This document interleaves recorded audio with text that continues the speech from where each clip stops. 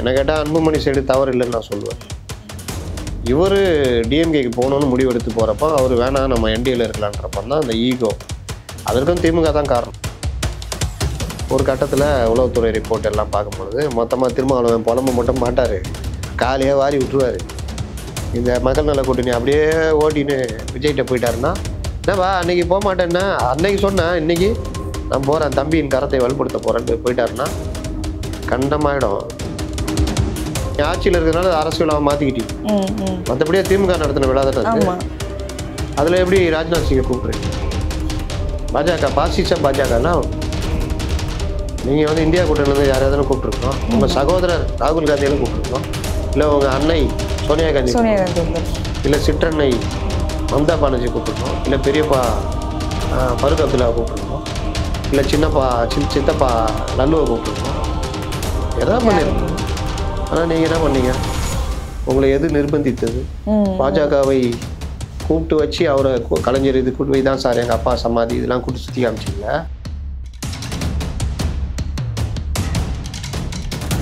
ரகரம் நேயர்களுக்கு வணக்கம். இன்னைக்கு நம்ம கூட நிகழ்ச்சியில பத்திரிகையாளர் முத்தலிப் சார் நம்ம கூட இணைஞ்சிருக்காரு. வணக்கம் சார். வணக்கம். இப்போ பாட்டாளி மக்கள் கட்சியில கொஞ்ச நாட்களுக்கு முன்னாடி தலைமை 2 பேருக்கும் வந்து ஒரு சில மோதல்கள் அப்படின்ற மாதிரி நிறைய பார்த்தோம். அதுக்கப்புறம் வந்து சமாதானம் ஆகிட்டாங்க அப்படின்றதும் நம்ம மேடையிலே பார்த்தாச்சு. ஓகேப்பா, இதுக்கப்புறம் பிரச்சனை இல்லை அப்படின்னு சொல்லுவோம். ஆனால் இன்னைக்கு டாக்டர் ராமதாஸ் அவர்கள் வந்து திரும்ப ஒரு பேச்சு பேசியிருக்காரு. என்னன்னா, நான் உயிரோட இருக்க வரைக்கும் நான் தான் தலைவராக இருப்பேன், திரும்ப ஏதோ அரசியல் பிரச்சனை பிரச்சனைகள் போகிற மாதிரியும் அவரோட திருமண விழாக்கு வந்து அன்புமணி அவர்கள் வரல, அது வந்து எனக்கு கவலையாக தான் இருந்துச்சு அப்படின்ற நிறைய விஷயங்கள் பேசியிருக்காரு சார். அடிக்கடி இந்த கட்சியில வந்து ஒரு சின்னதா தலைமையிலே இப்படி ஒரு பிரச்சனை சின்னதா வந்துட்டே இருக்கிறது. அது அவங்களோட கூட்டணியா இருக்கட்டும், இல்லைன்னா தேர்தல் சார்ந்தா இருக்கட்டும், இல்லை மக்கள்கிட்ட எந்த மாதிரி அந்த கட்சியோட பார்வை போய் சேரும், அதை பத்தி சொல்லுங்க. அந்த கட்சிக்கு அந்த பிரச்சனையில் ரொம்ப பேர் கெட்டு போயிருக்குது ஒரு பக்கம். என்ன பிரச்சனைனா, இதில் நீங்கள் சொன்னீங்களா சமாதானம் ஆகிட்டாங்க. எப்போ சமாதானமே ஆகலையா? எதுவும் இல்லை, நடுவில் கொஞ்சம் பேசினாங்க, அவ்வளோதான். 2 பேருக்குமே ஈகோவில் வந்து போய் நிற்கிது. என்ன கேட்டால் அன்புமணி சைடு தவறு இல்லைன்னு நான் சொல்லுவேன். இவர் டிஎம்கேக்கு போகணுன்னு முடிவெடுத்து போகிறப்போ அவர் வேணாம் நம்ம என்டிஏல இருக்கலான்றப்ப தான் அந்த ஈகோ. அதற்கும் திமுக தான் காரணம். அவரை வெளியில் இழுக்கிறாங்க, அதுக்கப்புறம் கம்னு இருந்துட்டாங்க. இந்த வெளியில் எடுத்து கம்னு இந்த கேப்பில் தான் இப்போ திருமாவளவன்லாம் சண்டை போட்டுனுக்கிறாரு. நீ வந்தனா 2-8ன்னு பார்க்குறியா, பண்ணிக்க, நீ வந்து அது ரைட்டு பண்ணிக்கலாம் விடு, நான் வந்து ஒன்றுமே இல்லாமல் போனாலும் பரவாயில்ல, விட மாட்டேன் தெரியுமா, ஒன்று யாரைப்பா சொல்கிறேன், இருப்பா நான் எனக்குள்ளே புலம்பிக்கிறேன் அப்படின்றாப்புல. நான் வந்து போனா ஏடியும் கூட போயிடுவேன் தெரியுமா, பிஜேபிக்குன்னு பார்க்குறேன். அவங்க கூட கூப்பிட்டாங்க, மூட்டேன் கதவை. இந்த மாதிரி புலம்பல் தான் இப்போ திருமாவளவன்ட்டு இருக்குது. ஏன்னா அவங்க பாமக உள்ள சேர்க்கணும்னு முடிவு பண்ணி முயற்சி எடுத்தது அவருக்கும் தெரியும். ஆனால் ஒரு கட்டத்தில் உளவுத்துறை ரிப்போர்ட் எல்லாம் பார்க்கும்பொழுது மொத்தமாக திருமாவளவன் புலம்பு மட்டும் மாட்டார், காலையாக வாரி விட்டுருவார். இந்த மக்கள் நல கூட்டணி அப்படியே ஓட்டின்னு விஜய்கிட்ட போயிட்டாருன்னா, என்னவா அன்றைக்கி போக மாட்டேன்னா அன்னைக்கு சொன்னேன், இன்றைக்கி நான் போகிறேன் தம்பியின் கரத்தை வலுப்படுத்த போகிறேன்ட்டு போயிட்டாருன்னா கண்டமாயிடும். ராமதாஸ் மட்டும் வச்சுக்கலாம் ஒன்றும் பண்ண முடியாதுன்னால அவங்க அப்படி நிறுத்திக்கிட்டாங்க. ஆனால் இவங்க மூட்டி விட்ட சின்ன பொறி இன்னைக்கு பெரு நெருப்பாக எரிஞ்சிக்கிட்டு இருக்குது. அப்பா கம்பளுக்கும் ஈகோ கிளாஷ் ஆகி அவர் எப்படின்னா, நான் தான் எல்லாம் நான் தான் அப்படின்ட்டு எல்லாரையும் கூப்பிட்டுருந்தோன்னா யாரும் வரல. ஐயா நீங்கள் குலதெய்வம் ஐயா, ஆனால் ஐயா தான் எதிர்காலம், ஐயா கிட்ட தான் நாங்கள் இருக்கணும், ஐயா தப்புக்கு நான் மன்னிச்சிங்க ஐயா, ஐயா கொஞ்சம் குனிங்க ஐயா அப்படின்னு கழுத்தை வெட்டுற வேலைலாம் பண்ணுறாங்க. அப்போ என்ன பிரச்சனைனா, எல்லாருக்கும் தெரியும் அன்புமணி கையில் தான் கட்சி இருக்குது. நாளைக்கே யாருக்கிட்ட பாமக இருக்கும்? இன்னைக்கு போய் ஐயா கிட்ட அருள் மாதிரியும் அவர் ஐயா எனக்கு ஒன்றுமே புரியலைங்க ஐயான்னு வடிவேல் மாதிரி பேசினுக்கிறாப்புல நம்ம ஜிகே மணி. பாவம் போய் ஹாஸ்பிட்டலில் பத்துனார். இது நினச்சி நெஞ்சு வலி வந்துச்சு அவருக்கு. அப்போ அவர் மத்தளத்துக்கு இருந்த பக்கம் அடி நீ போயிடுவாங்க அப்படின்னா, இல்லைங்க அங்கேயே இருக்கிறேன், நீங்கள் அங்கே இருப்பீங்களா, எல்லா பிரச்சனையும் நீங்கள் தான் காரணம் அப்படின்னு இவர்.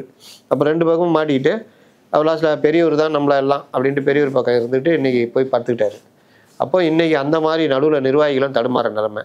சில பேர் உறுதியாக முடிவெடுத்துட்டாங்க, பெரும்பான்மையினர் என்ன முடிவெடுத்துட்டாங்க, ஐயா குலதெய்வம் எவ்வளோ நாள் இருக்கும்னு தெரியாது, எதிர்காலம் தான் ரொம்ப நாள் இருக்கும், நமக்கும் அதுதான் எதிர்காலம், அதனால எதிர்காலத்தை நினைத்து எதிர்காலத்தோட போயிடலான்னு இப்படி போறாங்க. அவர் அதையும் சொல்லியிருந்தாரு அன்புமணி அவர். குலதெய்வம் சொல்றாங்க, ஆனா என்னை காலவாரி விடுறாங்க, கழுத்திருக்க பாக்குறாங்க அப்படின்னும் அதையும் சொல்லியிருந்தாரு. அப்படியே அது வந்து அவங்கள சொல்றாரு, அருள் இந்த மாதிரி ஆட்களை சொல்றாரு. ஆனா பெரும்பான்மை அவர்கிட்ட தான் இருக்குது.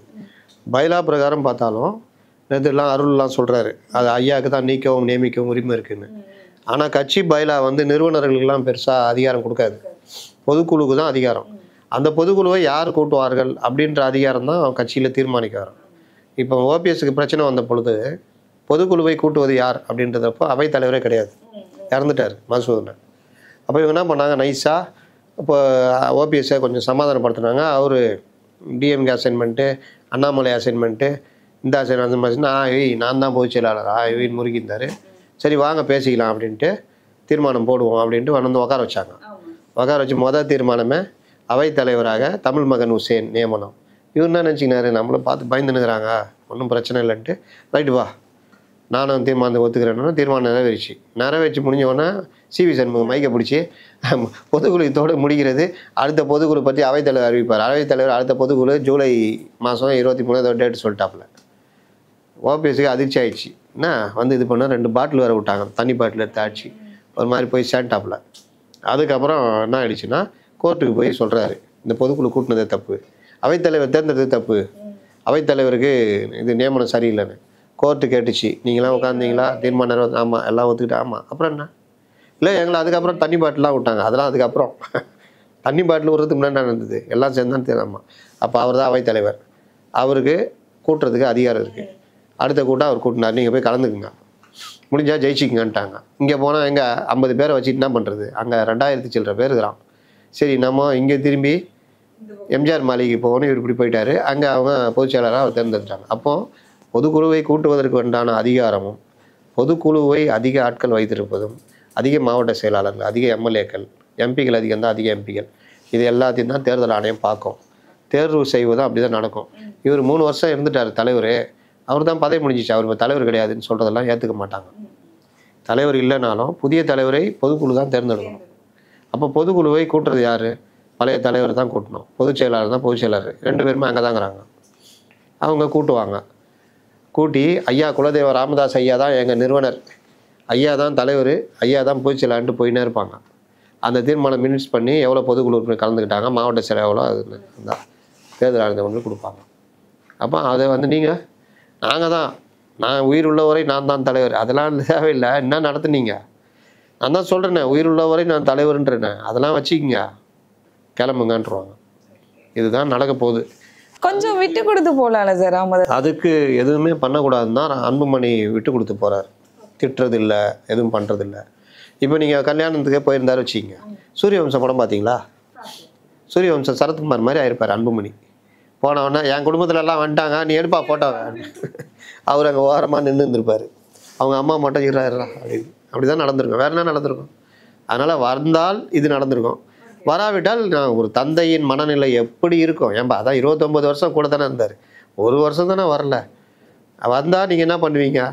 அப்படி மூஞ்சி திருப்பிக்குவீங்க, பாப்பா நில்லுப்பா அப்படி நான் சொல்லுவீங்க. சூரியவம்சம் சரத்குமார் மாதிரி சொல்லுவீங்க, என் குடும்பத்திலலாம் வந்தாச்சு நீ ஃபோட்டோ எடுப்பாங்க. அதனால் அவர் வந்து போகல. சரி, அது அவங்க குடும்ப பிரச்சனை, நம்ம அரசியல் தான் பேசணும். அரசியல் ரீதியாக இந்த மாதிரி தான் பிளவுபட்டு நிற்கிறார்கள். அன்புமணி வந்து அமைதி காக்கிறார். ஏன்னா ராமதாஸ் எதிராக எது பேசினாலும் அது பேக் ஃபயர் ஆகிடும். நீ இவர் என்ன வேணால் பேசலாம், அது ஒன்றும் பிரச்சனை இல்லை. ஏன்னா பெரியவர், கட்சியே அவர் தானே உருவாக்குனவர், அவர் தான். அன்புமணிக்கு அடையாளம் கொடுத்தது அவர் தான். ஐயா இன்னைக்கு மாறுபட்ட நிலைப்பாடு எடுத்திருக்காருன்றத தவிர அவரை நீங்கள் எதுவுமே புறக்கணிக்க முடியாது. அப்போ அவரை எதுதான் பேசினா சிக்கல். அதனால் ஐயா நீங்கள் தான் ஐயான்ட்டு, ஐயா கொஞ்சம் குனிஞ்சு கழுத்தை காமிங்க ஐயான்ட்டு கழுத்தில் போடுற வேலையை தான் பண்ணுவாங்க. இப்போ பெரியாருக்கு பண்ணாங்கல்ல, அண்ணா பார்த்துக்கிட்டே இருந்தாங்க, கூடியே இருந்துங்கன்னு வளர்ந்துட்டாங்க.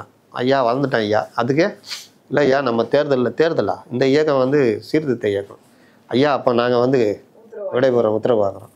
எப்படிப்பா வாங்குவீங்க? அதை மணியம்மையை கட்டிக்கிட்டீங்க, கண்ணீர் துளிகள் அப்படின்ட்டு நாங்கள் போகிறோம் ஐயா.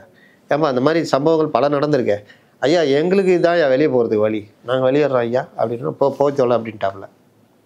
வெளியில் போய் என்ன பண்ணிட்டாப்புல, அண்ணா கட்சி ஆரம்பிக்கிறோம், எல்லாம் பண்ணுறோம், நான் பொதுச் செயலாளர் என்பதை மிக வருத்தத்துடன் ஏற்றுக்கொள்கிறேன்.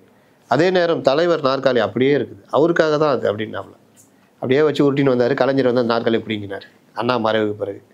அதனால் இதுதான் வரலாறு, இப்போ வேணால் உருட்டலாம். இதே தான் அங்கேயும் நடக்கும். ஐயா தான் நிறுவன தலைவர், அந்த பதவி என்ன காலத்துலையும் அவர் தான். நான் வந்து ஒன்றும் இல்லாத தலைவர் பதவி நான் வச்சுக்கிறேன், இவர் ஒன்றும் இல்லாத பொதுச்செயலாளர் வச்சுக்குவார். ஒன்றும் இல்லாத கட்சியை நாங்கள் வச்சுக்கிறோம் ஐயா, நீங்கள் அப்படியே தைலாபுரம் தோட்டத்திலே இருங்க ஐயா அப்படின்ட்டு நகர்த்துவாங்க. அது போய் அங்கே சேரும். ஐயா தான் அந்த இடத்துல விட்டு கொடுக்கணும். என்னவா என்ன இப்போ நான் 2 வாரத்தை கேட்கக்கூடாதா? அது கிளிக்கு ரெக்கம் முளைச்சிச்சு, அதான் ஆற்ற விட்டே பறந்து போச்சுன்றத கொஞ்சம் இறங்கி கௌரவமா வா ஐயா பெரியப்பா நான் வந்து இதுன்னா சரி வாடா அப்படின்னு சேர்த்துக்கணும். அதில் சேர்த்துக்க மாட்டார். அதுலேயும் அதே மாதிரி இவரும் கௌரவம் பார்த்துக்கிட்டு இருக்காரு. அது பார்க்காம இணைஞ்சி போய் என்டிஏ கூட இருந்தாங்கன்னா கொஞ்சம் ஏதாவது தேரும். Okay okay sir. ஸோ அடுத்து வந்து பார்த்தீங்கன்னா இது ஒரு மிகப்பெரிய ஒரு ரிப்பீட்டாக போகும்னு நினைக்கிறேன். இன்னொன்று வந்து டிஎம்கேல இருக்கக்கூடிய சீனியர்ஸ் எல்லாருமே அவங்களுக்கான பதவிகள் வந்து மாறிட்டே இருக்குது. துரைமுருகன் அவர்களோட பதவியும் மாறுறதா சொல்லியிருக்காங்க. கேள்விப்படுறது எல்லாமே மாறுறதா சொல்லியிருக்காங்க. பதவிகள் சார்ந்து பெரிய இடங்கள் எல்லாமே மாறிட்டே இருந்துட்டு இருக்கு. இன்னொன்று திருப்பத்தூர்ல மாநில செயலாளர் கூட்டமும் முதல்வர் அவர்கள் வந்து போட்டிருக்காங்க. இது வந்து ஏடிஎம்கேல தான் ஃபர்ஸ்ட் வந்து நடத்தப்பட்டது. அதை பார்த்து தான் இவங்க வந்து காப்பி அடிச்சு பண்ணிட்டு இருக்காங்க அப்படின்ற மாதிரி சொல்லியிருந்தாங்க. அதுல வந்து முதல்வர் நிறைய விஷயங்கள் பேசியிருக்காங்க.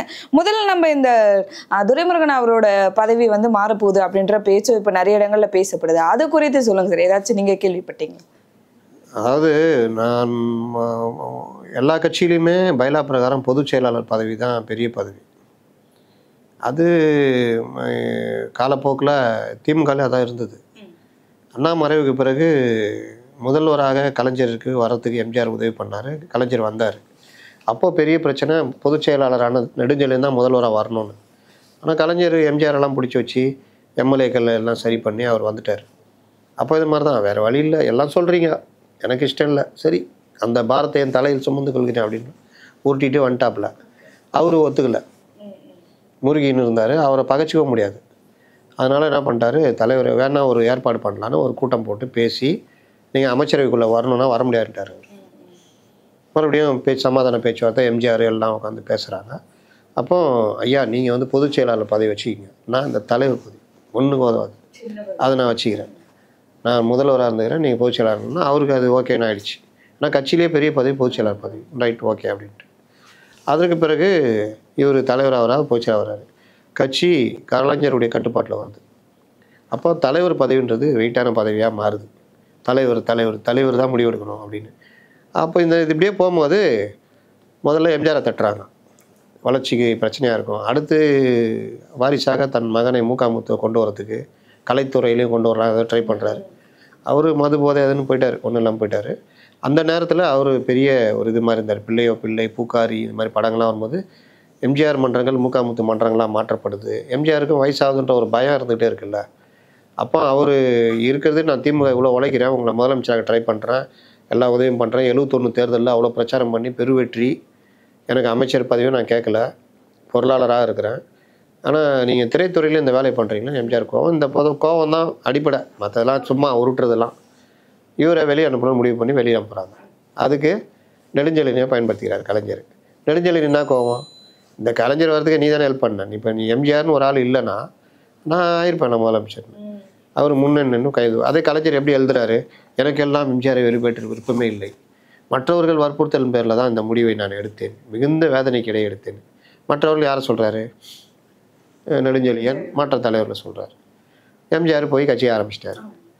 இவங்க நினச்சி பார்க்க முடியாத மாதிரி வேறு மாதிரி ஆயிடுச்சு. அது கொஞ்ச நாள் பொறுத்து நெடுஞ்செழியனை தட்டுறாரு. நீ இருந்தால் தானே பிரச்சனை, தட்டுறாரு.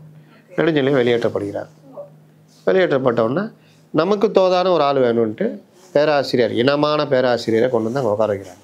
அவர் அன்னைக்கு வந்து நம்பர் 2 தான், அவர் இறக்கும் வரை நம்பர் 2வாகவே இருந்தார்.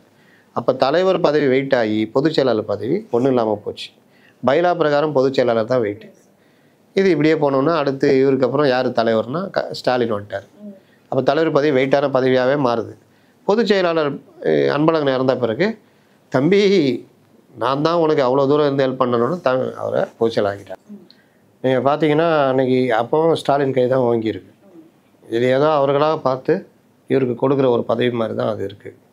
என்னதான் பொதுக்குழு அதுன்னு சொன்னாலும் இவர்கள் நினைத்தால் அவர் ஒன்றும் இல்லைன்ற மாதிரி தான். ஆனால் சீனியர் இவர் 68 ஸ்டாலின் வந்தாலும் 71க்கு பிறகு இவர் துரைமுருகன் வந்தாலும் அனுபவத்தால் சீனியர்ன்றதில் வந்து துரைமுருகன் அப்பா கூட எல்லாம் ட்ராவல் பண்ணவர்.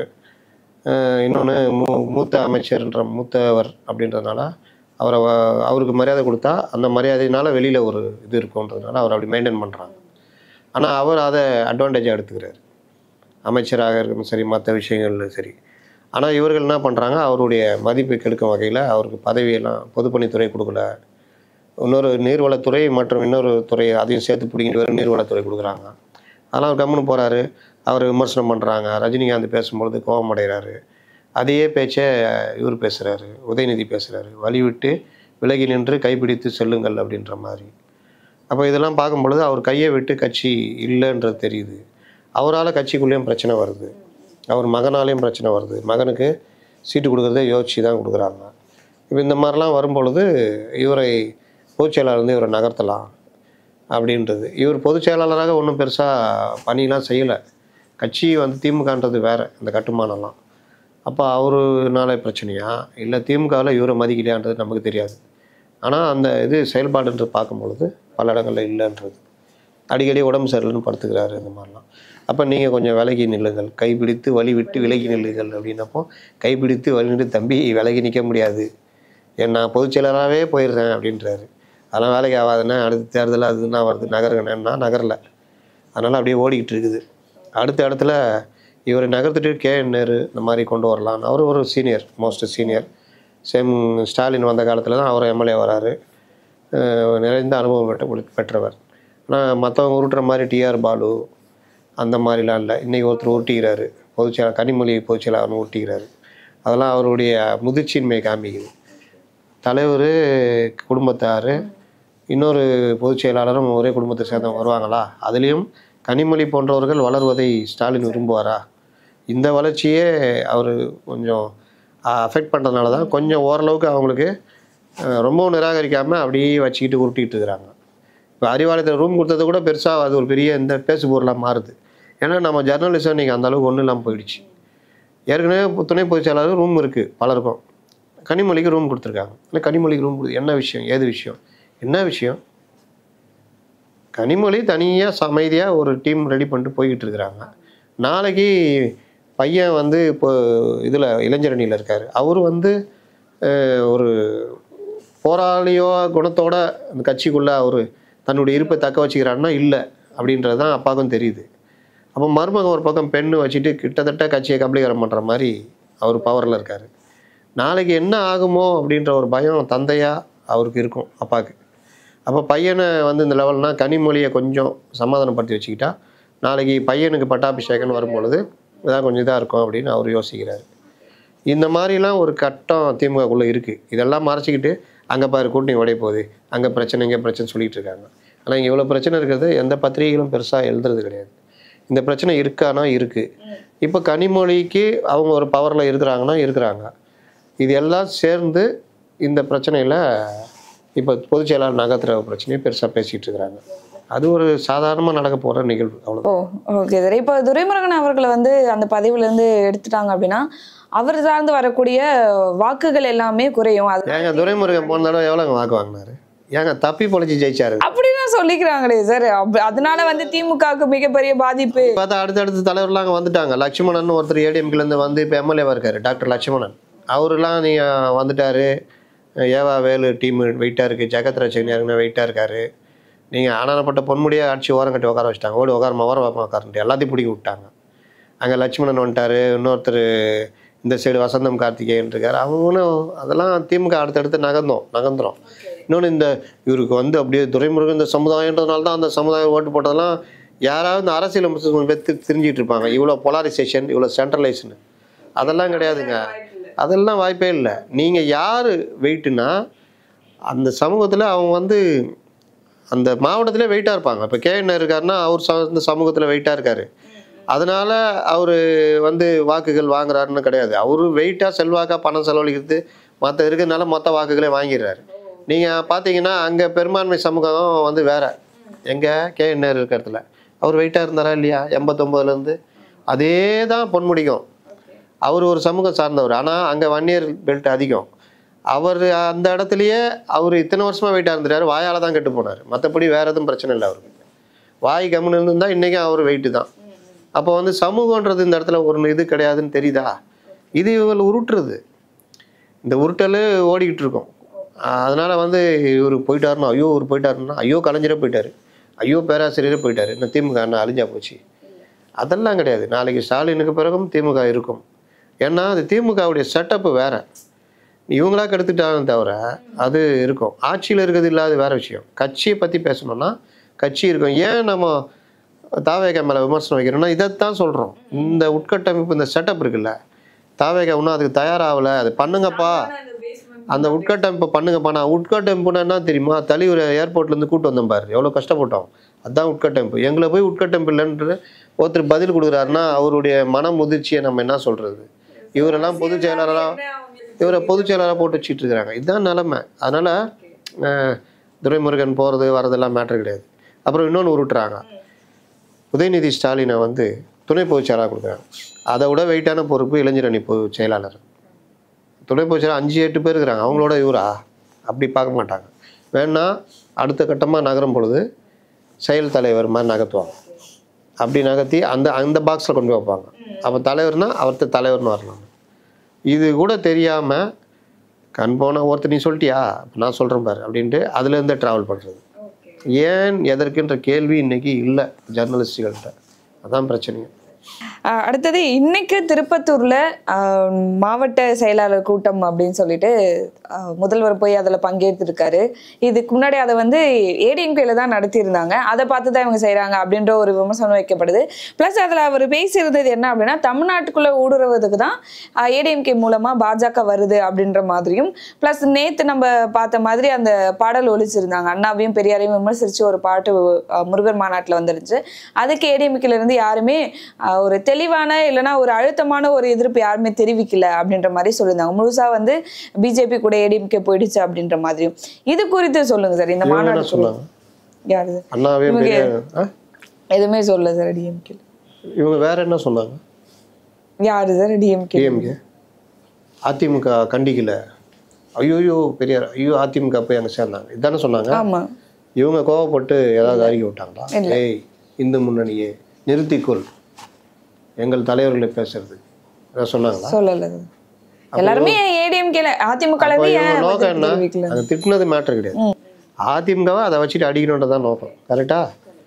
அது ஒன்று. ரெண்டாவது இவர் வந்து இந்த கூட்டம் நடத்தி பாஜக வந்து அதிமுக மூலியமாக உள்ளே நுழைகிறது. 2024 நீங்கள் என்ன பண்ணீங்க? அதிமுக 11% ஓட்டு வாங்குச்சு. யாரால் வாங்குச்சு? உங்களால் தானே வாங்குச்சு. அதிமுக என்டிஏ கூட்டணியை உடச்சி அதிமுகவோட பாஜக தான் பெரிய கட்சின்னு பிம்பத்தை கட்டமைச்சு மெயின் ஸ்ட்ரீம் மீடியாக்களில் சொல்ல வச்சு அதிக வாக்குகள் வாங்குவாங்கன்னு ஒரு பிம்பத்தை கட்டமைச்சது நீங்கள் தானே. ரெண்டாவது என்ன பண்ணீங்க? அண்ணாமலை மூலியமாக அண்ணாமலையை தூக்கி பிடிச்சி அதை ஒரு பெரிய ஒரு பிரச்சனையாக இதாக மாற்றி அதிமுக ஒன்றும்லாம் பண்ணான்னு பண்ணிச்சிங்க. அண்ணாமலை 11% வாங்கி பாஜக இன்றைக்கி வலுவாக வந்து நிற்கிற நிலைமை உருவாக்குனது நீங்கள் தானே. நீங்கள் அன்றைக்கி கவனம் விட்டுருந்தா கூட அவங்க வாட்டில் என்டிஏன்னு இருந்துட்டு ஏதோ எதிர்த்துட்டு ஏதோ பண்ணிட்டு போயிருப்பாங்க. நீங்கள் அதை உடைக்கிறன்ற போர்வையில் அண்ணாமலையை ஒரு ஆளாக்கி எல்லாம் பண்ணீங்க. சரி இவ்வளோ பேசுகிறீங்களா, அண்ணாமலை கூட நீங்கள் கை கோக்கலன்னு சொல்லிட்டு சொல்ல முடியுமா உங்களால்? அண்ணாமலை ஏன் பல இடங்கள் அமைதியானார்? ஏன் ஃபைல்ஸ் 2 வந்து பொட்டியில் போட்டு ராஜ்பவனில் கொண்டு போய் புதைச்சாரு? இதெல்லாம் சொல்ல முடியுமா உங்களால்?